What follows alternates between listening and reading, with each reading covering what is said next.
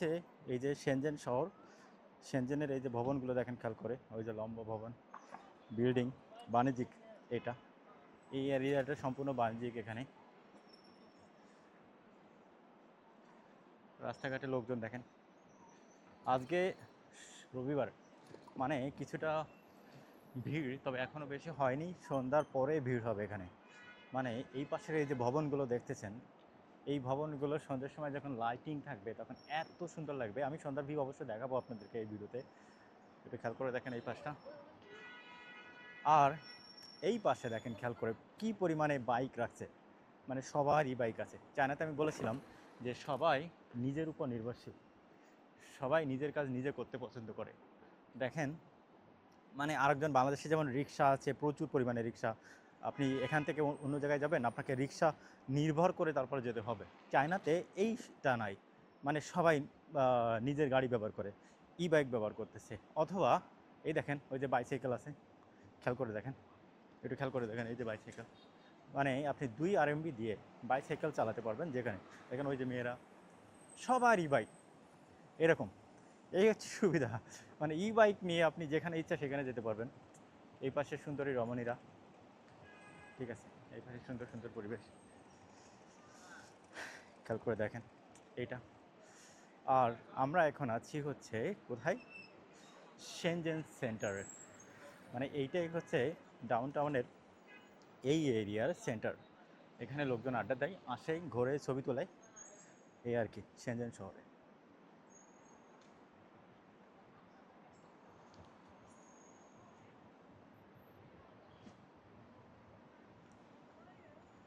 আপু রমণীরা, চায়নাতে, চীন দেশে, চীন আপনার কল্পনার থেকেও বেশি সুন্দর, বুঝতে পারছেন।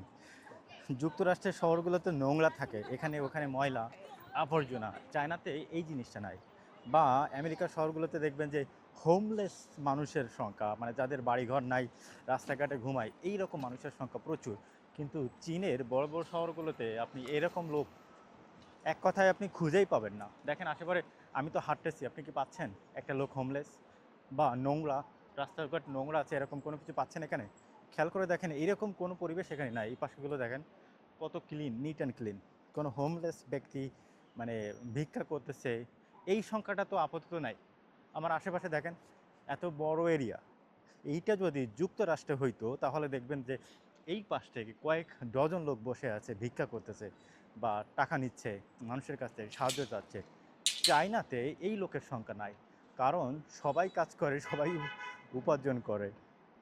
বাংলাদেশে যেমন দেখবেন যে একজন ইনকাম করলে তার পরিবারে বউ বাচ্চা সবাই বসে খায়, চায়নাতে এই রকম কোনো সুযোগ নাই। চায়নাতে মানুষকে মৃত্যুর আগ পর্যন্ত কাজ করতে হবে, সবাই মিলে কাজ করে, এইটাই হচ্ছে নিয়ম। খেয়াল করে দেখেন এখানে আপুরা, এই যে ওয়াও, কত সুন্দর মনোরম পরিবেশ। এই পাশটা হচ্ছে এই যে সিগন্যাল, আমাকে সিগন্যালের জন্য ওয়েট করতে হবে ওই পাশে যেতে হলে। এই পাশটা খুবই সুন্দর, মনোরম একটা পরিবেশ। দেখেন সবাই পার হচ্ছে,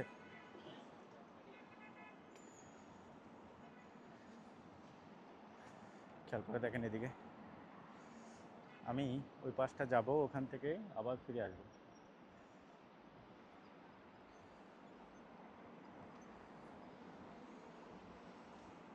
এই দেখেন সবাই বাইক, ই বাইক। এই পাশে খেয়াল করে দেখেন রাস্তা, ওইখানে একটু খেয়াল করে দেখেন ওখানে সিগন্যাল লাল বাতি জ্বলতেছে, তার মানে আমি ক্রস করতে পারবো না। এটা একটা নিয়ম, তান্ত্রিক আইনের একটা প্রয়োগ। বাংলাদেশে কিন্তু এটা নাই, যার ইচ্ছা সে চলতেছে, যার ইচ্ছা মানে ফাঁকা পাইলে ঢুকে। এই দেখেন এখন আমি যাওয়ার একটা সুযোগ পাচ্ছি, এখন গ্রিন লাইট দিয়েছে, আমি যাইতে পারবো। তবে আমাকে এই মাঝখানে এসে আবার ওয়েট করতে হবে এখানে, কারণ ওই পাশে হচ্ছে আর একটা রেড লাইট, ওই রেড লাইট শেষ না হওয়া পর্যন্ত আমাকে ওয়েট করতে হবে। খেয়াল করে দেখেন।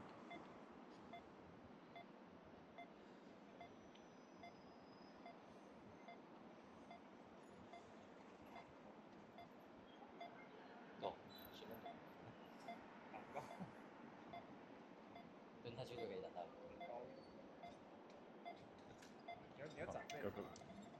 对啊，我就可以的，你就এই দেখেন এইখানে এখন আমরা যেতে পারবো। সবাই আইন মানে, আইনের প্রতি শ্রদ্ধাশীল। আপনি একটু রাস্তাঘাটে দেখবেন যে কোথাও কোথাও ময়লা নাই, আবর্জনা নাই, কেউ ভিক্ষুক নাই, হোমলেস মানুষের সংখ্যা, হোমলেস মানুষ নাই। আপনি একটু খেয়াল করে দেখেন, আমি তো ভিডিও করতেছি, আপনি তো বাস্তব দেখেন যেখানে কোনো হোমলেস মানুষ আছে কিনা, আশেপাশে কোনো হোমলেস আছে কিনা। দেখেন এইখানে মানুষের বসার জন্য, আড্ডা দেওয়ার জন্য জায়গা আছে। এইটা, এখানে আপনি বসতে পারবেন, আড্ডা দিতে পারবেন। লোকজন আড্ডা দিচ্ছে, সব কিছু খেয়াল করে দেখেন, এখানে সবাই আড্ডা দিচ্ছে।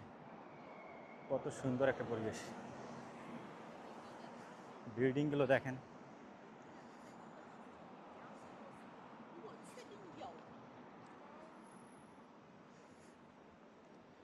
আমরা এখন যাব,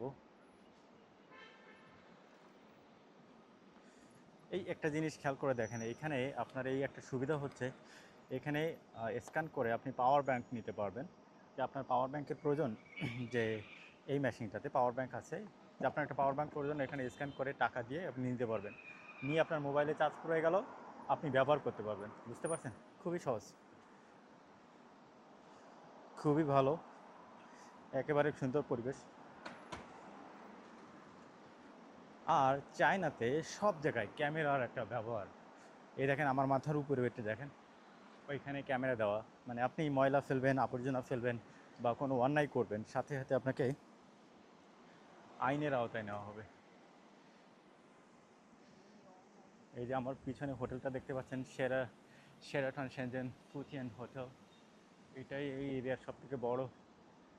আর ওই পাশে আমার পিছনে দেখতে পাচ্ছেন ওই যে ভবনটা, ওইটাই হচ্ছে সব থেকে লম্বা ভবন এখানকার। আশেপাশে চারপাশটা অনেক সুন্দর। আমার অবশ্য জুতার ফিতা খুলে গেছে, লাগাইতে হবে ওইটা। জুতার ফিতা খুলে গেছে, লাগাইতে হবে।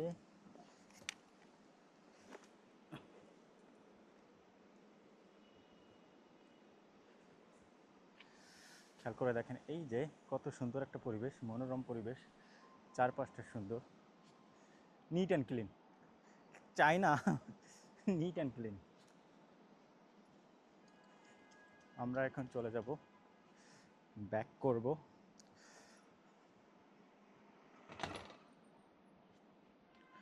এইখানে দেখেন কফি টফি কিনতে পারবেন, আপনার যেটা ইচ্ছা মনে সেটাই কিনতে পারবেন। এইগুলো হচ্ছে ময়লা পরিষ্কার করার গাড়ি, মানে অটোমেটিক্যালি রোবটের মাধ্যমে ময়লা পরিষ্কার করবে রাস্তাঘাটে।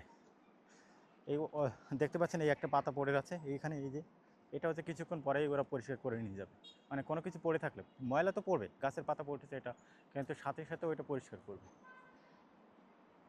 কেউ বসে থাকবে না, মানে দায়িত্ববোধ, কাজের প্রতি একটা আগ্রহ, যা এটা আমার কাজ, ওইটা ওর কাজ, এইটা কমপ্লিট করে। বাংলাদেশে কিন্তু মানুষের যে দায়িত্ববোধটা, যে সরকারি কাজে করলে ও এটা তো সরকারি কাজ, না করলেও কোনো সমস্যা নাই, এই রকম কোনো কিছু নাই এখানে।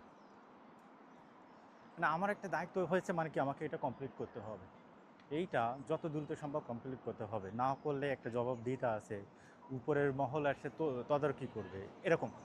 বুঝতে পারছেন? কিন্তু বাংলাদেশে দেখবেন এটা নাই।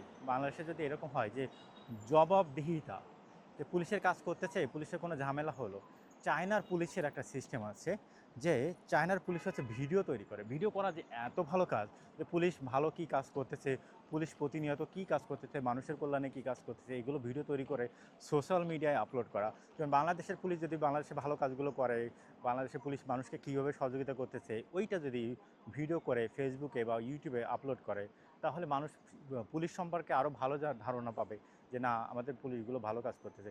এইখানে যদি একটা ট্রাফিক পুলিশ কোনো ছাত্রকে অনেক সময় দেখা যাচ্ছে সাহায্য করে, কেউ অসুস্থ হলে পুলিশ তখন নিজে ড্রাইভ করে তাকে হাসপাতালে নিয়ে যায়। আপনি যদি রাস্তাঘাটে কোনো পুলিশকে দেখলেন, দেখার সাথে বললেন যে ভাই আমার একটু সমস্যা, আমাকে একটু সহযোগিতা করো, কারণ রাস্তায় তো অনেক ট্রাফিক সিগন্যাল আছে, এই সিগন্যাল তো আপনাকে মেনে যেতে হবে যদি আপনি হাসপাতালে যান।